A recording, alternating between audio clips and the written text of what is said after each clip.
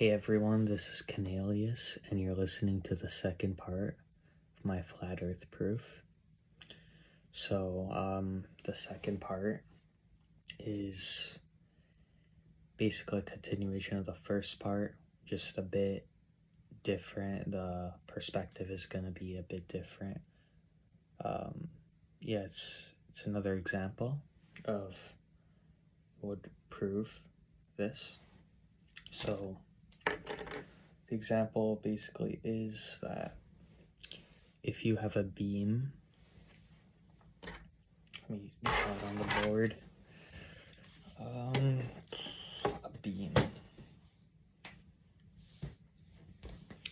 If you are on flat ground and you have a beam, let's say 50 meters in the air, or maybe even more, let's say 100 meters in the air. A straight beam. This is the beam.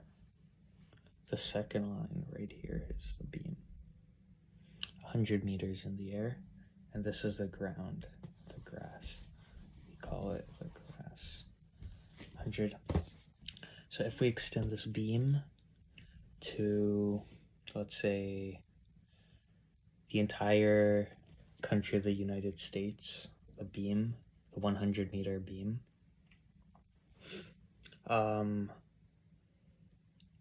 there is a chance that this beam, even though it's straight in space, it won't actually be straight, because as I was saying before in the first part, it warps.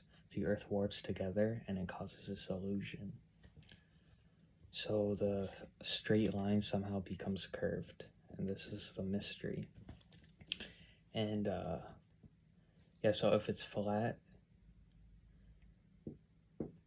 if a flat line becomes curved, it must be an illusion. So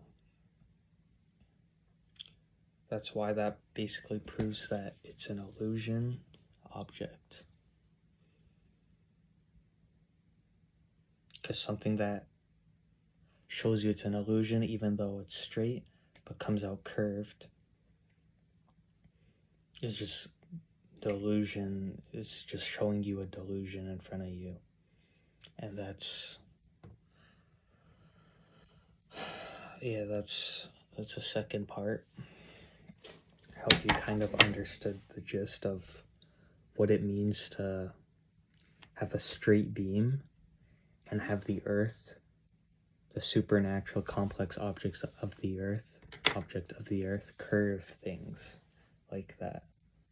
And just proves that the Earth, again, like I said before in the first part, is a complex creation. Yeah, hopefully you understand this. Drop a comment below if you have any questions. Drop a like or a dislike if you're passionate about this enough to like or dislike it. Yeah, just leave a comment. Any questions, anything I'm missing. But yeah, this is just a proof of the proof of me just stating that the Earth isn't round, and this is why. It's the complex objects that warps things together somehow.